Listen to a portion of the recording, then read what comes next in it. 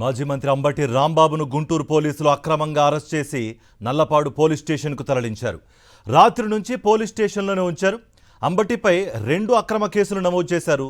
ఆయన అరెస్టు సమయంలోనూ టీడీపీ మూకలు బరి తెగించి దౌర్జన్యానికి పాల్పడ్డాయి. అంబటి కార్యాలయానికి టీడీపీ గూండాలు నిప్పు పెట్టారు. అంతటితో ఆగకుండా కారుకు సైతం నిప్పు పెట్టారు. పదే పదే కర్రలు, రాడ్లతో ఆయన ఇంటిపై కూడా దాడి చేశారు.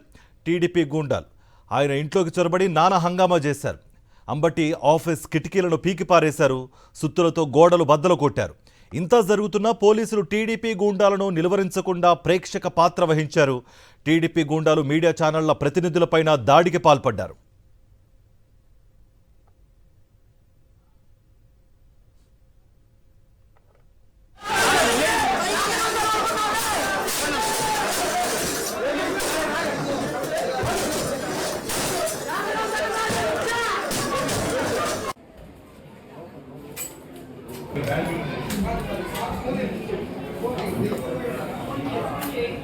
అర్థంతో పొడిచారు.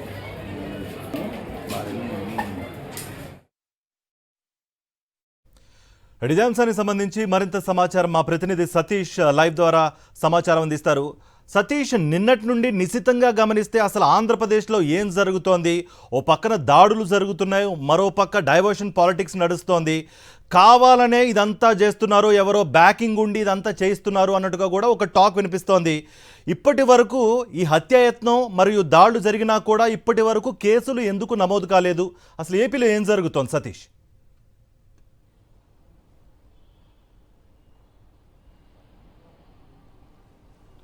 కార్తీక్, అత్యంత భయానకమైనటువంటి పరిస్థితులు రాష్ట్రంలో నెలకొన్నాయి. స్వయంగా అధికార పక్షానికి సంబంధించినటువంటి శాసనసభ్యులు, అధికార పక్షానికి సంబంధించిన నాయకులు వచ్చి రౌడీల్లాగా కర్రలు, రాడ్లతో ప్రతిపక్ష నాయకుల ఇళ్లపైన దాడులు చేయడం, తగలబెట్టడం, విధ్వంసం సృష్టించినటువంటి సందర్భాలు ఆంధ్రప్రదేశ్ రాష్ట్ర చరిత్రలో ఎప్పుడూ జరిగినటువంటి ఘటనలు. ఇవన్నీ కేవలం చంద్రబాబు ప్రభుత్వంలోని, కూటమి ప్రభుత్వంలోనే ప్రతిపక్ష వైఎస్ఆర్ కాంగ్రెస్ పార్టీ నాయకుల ఇళ్లపైన జరుగుతున్నటువంటి విధ్వంసం ఇది. మాజీ మంత్రి అంబటి రాంబాబుని నిన్న రాత్రి అరెస్ట్ చేసినటువంటి పోలీసులు నిన్న రాత్రి నుండి నల్లపాడు పోలీస్ స్టేషన్లోనే ఉంచారు. ఇంకా మ్యాజిస్ట్రేట్ ముందు ప్రొడ్యూస్ చేయలేదు. అంబటి రాంబాబుకి ఇంకా వైద్య పరీక్షలు కూడా నిర్వహించలేదు. ఆ కేసు 2 కేసులు నమోదు చేశారు. ఇప్పటికీ ఎప్పుడు ఇంతకీ అంబటి రాంబాబుని మ్యాజిస్ట్రేట్ ముందు ప్రవేశపెడతారు అంశానికి సంబంధించి కూడా ఎలాంటి స్పష్టత లేదు. వీలైనంత ఎక్కువ సమయం అంబటి రాంబాబుని పోలీస్ స్టేషన్లోనే ఉంచాలన్నటువంటి ఒక ఆదేశం తెలుగుదేశం పార్టీ నాయకుల నుండి, అధినాయకుల నుండి వచ్చింది. ఆ నేపథ్యంలోనే అంబటి రాంబాబుని రాత్రంతా పోలీస్ స్టేషన్లోనే ఉంచారు. మ్యాజిస్ట్రేట్ ముందు ప్రవేశపెట్టే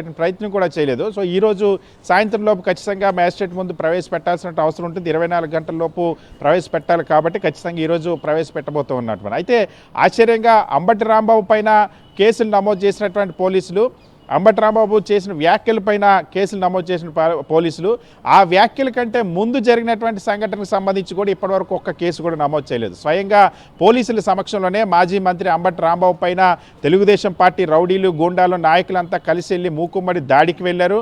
అంబటి రాంబాబు పైన కర్రలు, రాడ్లు పట్టుకొని దాడి చేయడానికి వెళ్ళారు. వాళ్ళు ఎవరిపైన కూడా ఉదయం జరిగినటువంటి సంఘటన సంబంధించి కూడా ఎలాంటి కేసు నమోదు కాలేదు.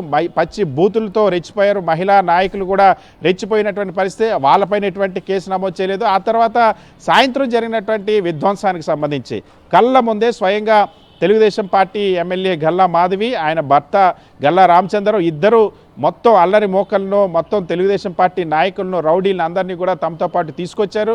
కర్రలు, రాడ్లతో వాళ్ళు వచ్చి అంబటి రాంబాబు ఇంటిపైన పోలీసుల సమక్షంలోనే మీడియా అంతా చూస్తుండగానే, ప్రపంచం అంతా చూస్తుండగానే ఏ స్థాయిలో విధ్వంసం సృష్టించారో, ఉన్నటువంటి మహిళలపైన దాడులు చేశారు, వైఎస్ఆర్ కాంగ్రెస్ పార్టీ కార్యకర్తలపైన దాడులు చేశారు, గాయపరిచారు. దాంతోపాటుగా మొత్తం అంబటి రాంబాబు ఇంటిని విధ్వంసం సృష్టించారు. క్యాంప్ ఆఫీస్ని ధ్వంసం చేశారు. ఆయన కారుని తగలబెట్టారు. ఆయన క్యాంప్ ఆఫీస్ని తగలబెట్టారు. ఈ రాష్ట్ర చరిత్రలో ఎన్నడూ జరగనటువంటి విధ్వంసం సృష్టిస్తే ఇప్పటి వరకు కనీసం ఆ విధ్వంసానికి సంబంధించి ఎటువంటి కేసు నమోదు కాలేదు. ఎవరిని కూడా అరెస్ట్ చేయలేదు. పబ్లిక్గానే విజువల్స్లో ఎమ్మెల్యే భర్త, తెలుగుదేశం పార్టీ నాయకులంతా కూడా అక్కడ రాడ్లు, కర్రలతో వచ్చినా సరే ఒక్కరిపైన కూడా కేసు నమోదు చేయనటువంటి పరిస్థితి. సో రాష్ట్ర వ్యాప్తంగా ప్రజల్లో, సామాన్య ప్రజల్లో ఎటుపోతుంది రాష్ట్రం అన్నటువంటి ఒక భయోందోళన. అధికార పక్షం శాంతి భద్రతలు పరిరక్షించాల్సినటువంటి అధికార పార్టీకి సంబంధించిన తెలుగుదేశం పార్టీ నాయకులే ఇలా ఇళ్లపైన దాడులు చేయడం, కొట్లాడటం, విధ్వంసం సృష్టించడం, అదేవిధంగా తగలబెట్టేటువంటి సంస్కృతి తీసుకొచ్చారు. సో ఇది రాష్ట్ర చరిత్రలో ఎన్నడూ లేనటువంటి ఒక విష సంస్కృతిని అధికార పక్షమే తీసుకొచ్చింది.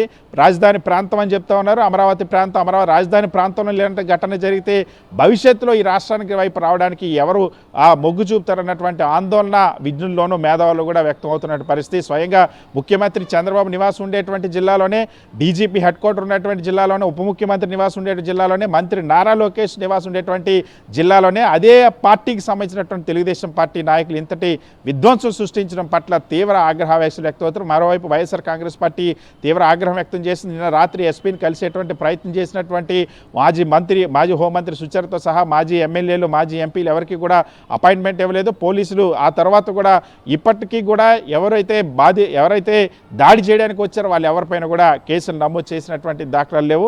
సో అంబటి రాంబాబు పట్ల వైఎస్ఆర్ కాంగ్రెస్ పార్టీ కూడా తీవ్ర ఆందోళన వ్యక్తం చేస్తుంది. వైఎస్ఆర్ కాంగ్రెస్ పార్టీ నాయకత్వం మళ్ళీ నల్లపాడు పోలీస్ స్టేషన్కి వెళ్తున్నటువంటి పరిస్థితి. ఖచ్చితంగా మ్యాజిస్ట్రేట్ ముందు ఇవాళ తక్షణమే ప్రవేశపెట్టాలని కూడా డిమాండ్ చేస్తూ ఉన్నారు. ఈరోజు మధ్యాహ్నం వరకు అంబటి రాంబాబు పోలీస్ స్టేషన్లోనే ఉంచి ఆ తర్వాత మ్యాజిస్ట్రేట్ ముందు ప్రవేశపెట్టేటువంటి అవకాశం ఉందని పోలీసు వర్గాలు చెప్తున్నాయి.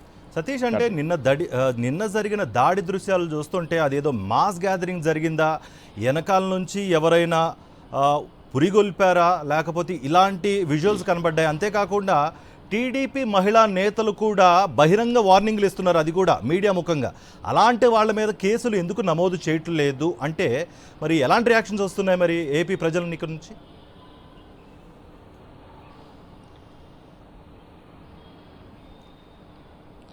సో చాలా స్పష్టంగా ఈ దాడి ఒక స్కెచ్ ప్రకారం, పథకం ప్రకారం జరిగింది. ఏదో అంబటి రాంబాబు వ్యాఖ్యలు చేశారని దాని మీద దాడికారు. అంబటి రాంబాబును ముందే కొట్టాలని, అంబటి రాంబాబు పైన ముందే దాడి చేయాలని, ఆయన పైన హత్యాయత్నం చేయాలని ముందే తెలుగుదేశం పార్టీ నాయకత్వం ఒక స్కెచ్ చేసింది. ఎందుకంటే వాస్తవానికి మనం చూస్తే టైం లైన్ కూడా చాలా క్లియర్గా ఉంటుంది.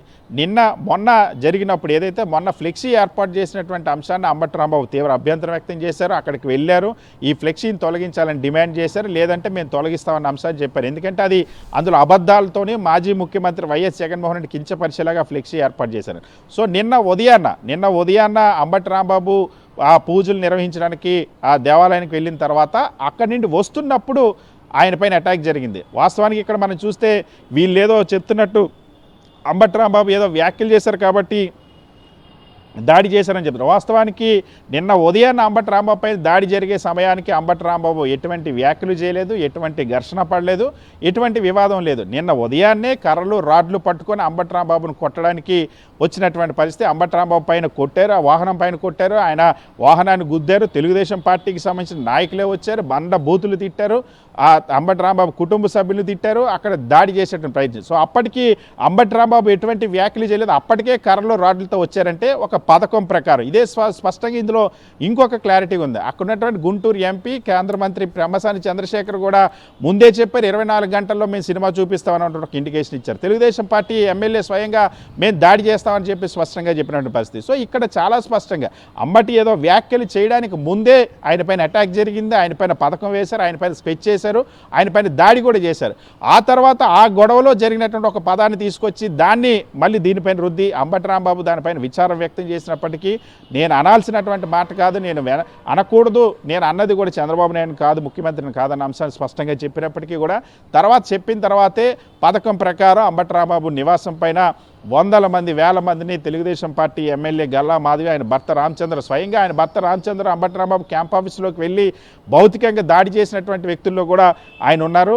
చాలా స్పష్టంగా దానికి సంబంధించిన ఫోటోలు ఉన్నాయి. ఎమ్మెల్యే ఏ విధంగా మనుషులు తీసుకొచ్చి దాడి చేయించారు దానికి సంబంధించినటువంటి విజువల్స్ ఉన్నాయి, పక్కా ఆధారాలు ఉన్నాయి. కానీ ఇప్పటి వరకు తెలుగుదేశం పార్టీ ఎమ్మెల్యే మీద కానీ, ఆయన భర్త మీద కానీ, తెలుగుదేశం పార్టీ నాయకుల పైన కానీ, ఆ రౌడీల పైన కానీ, దాడి చేసిన వాళ్ళపైన కానీ, టీడీపీ ఎవరైతే కర్రలో రాడ్లు పట్టుకొని ఓపెన్గా నడి రోడ్డు మీద గుంటూరు ప్రజలను భయభ్రాంతులకు గురి చేశారో వాళ్ళపైన కానీ ఎవరిపైన కూడా ఇప్పటివరకు ఒక్క కేసు కూడా నమోదు కాలేదు. కానీ అంబటి రాంబాబు పైన 2 కేసులు నమోదు చేసి నిన్న రాత్రి అరెస్ట్ చేసి నిన్న రాత్రి నుండి కూడా పోలీస్ స్టేషన్లో ఉంచినటువంటి పరిస్థితి. సో ఈ దాడిని చూసిన తర్వాత రాష్ట్ర వ్యాప్తంగా కూడా విస్తుపోతున్నటువంటి పరిస్థితి, నిర్ఘాంతపోయినటువంటి పరిస్థితి, రాష్ట్రంలో ఎటువంటి పరిస్థితి నెలకొంటున్నాయి. ఎందుకంటే వైఎస్ఆర్ కాంగ్రెస్ పార్టీ నాయకులు ఇది ఏదో మొదటిది కాదు, ఎవరు ప్రశ్నిస్తే వాళ్ళని కొడతామన్నటువంటి ధోరణిలో గతంలో అనేక హత్యలు ఎప్పుడు చూడనటువంటి హత్యలు మొన్నే చూసాం. ఇదే పల్నాడు జిల్లాలో సాల్మాన్ హత్య ఎంత దారుణంగా జరిగిందో, ఆ గ్రామానికి చాలా 17 నెలల తర్వాత వచ్చినందుకు ఆయన్ని చంపినటువంటి పరిస్థితి తెలుగుదేశం పార్టీ నాయకులు. సో ఇంత దారుణమైనటువంటి పరిస్థితులు నెలకొని లా అండ్ ఆర్డర్ పూర్తిగా దెబ్బతిందన్నటువంటి ఒక ఆందోళన తీవ్రంగా వ్యక్తం అవుతున్నటువంటి పరిస్థితి ఉంది. Karthik. Okay Satish, thank you.